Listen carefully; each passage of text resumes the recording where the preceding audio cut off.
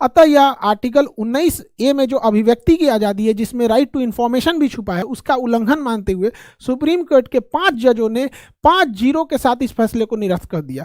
मतलब इस electoral bond को निरस्त कर दिया, यानी पांचों जज ने कहा कि यह असंवैधानिक, अनकॉन्स्टिट्यूशनल है। इलेक्टोरल बॉन्ड, अब कोई भी आदमी इलेक्टोरल बॉन्ड को नहीं खरीद सकता है। इलेक्टोरल बॉन्ड पे प्रतिबंध लगा दिया गया। और सुप्रीम कोर्ट ने कहा एसबीआई को कि तुम्हारा जितना लोग आज तक इलेक्टोरल बॉन्ड खरीदा है तुम्हारे यहाँ से, ये सबका डाटा तुम निर्वाचन आयोग को सौंपो। सबका डाटा निर्वाचन हो। तो कहा कि अब हम कैसे सौंपेंगे? तो कहा गया देखो, हर इलेक्टोरल बॉन्ड पे कुछ सीरियल नंबर होता है। वो सीरियल नंबर जो इंसान खरीदने गया था, वो अपना केवाईसी का मतलब होता है know your customer. KYC, know your customer, अपने कस्टमर को पहचानो।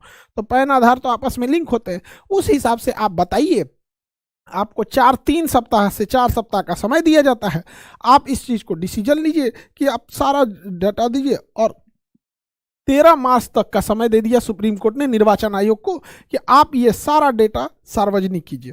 तो 13 मार्च के बाद देखना होगा कि जब ये डेटा सार्वजनिक आएगा तो जो बड़ी बड़ी कंपनियां हैं, कौन कंपनी किसको चंदा दी है, ये पूरे देश को सामने समझ में आ जाएगा। हालांकि लोकतंत्र के लिए ये चीज़ें जो है, ये किसी पार्टी के पक्ष या विपक्ष की बात नहीं है, यह देश के पक्ष की बात है। क्योंकि देखिए, कोई ज़रूरी नहीं कि सत्ता में कौन पार्टी है कौन पार्टी नहीं है। हमेशा संविधान और कानून ऊपर होना चाहिए। क्योंकि अटल बिहारी वाजपेयी का भी कहना था कि सत्ता आएंगे, सरकारें आएंगी और सरकारें जाएंगी, लेकिन देश रहना चाहिए। तो यह फैसला किसी पार्टी के पक्ष में नहीं है, ना ही किसी पार्टी के विपक्ष में, बल्कि यह फैसला भारत के पक्ष में है। और सुप्रीम कोर्ट ने यह बहुत बड़ा डिसीजन लिया है। तो आई होप आप इस डिसीजन को समझे होंगे। और नीट के बच्चे जो हैं वो तैयारी बढ़िया से कर रहे होंगे। आप लोग के नीट का जो 60 दिन का क्रैश कोर्स था, हिंदी इंग्लिश दोनों मीडियम वालों के लिए, वो स्टार्ट है।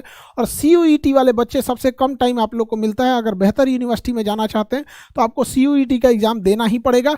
ये CUET का भी आपका 28 फरवरी से स्टार्ट हो जाएगा। CUET नीट वाला बैच तो आपका स्टार्ट है। इसमें बेहतरीन ढंग से मेहनत करिएगा। आप लोग 60 दिन के अंदर जितना भी पढ़े हैं उसको ब्रशअप करके बेहतर ढंग से कर लीजिएगा आप लोग यहाँ पर।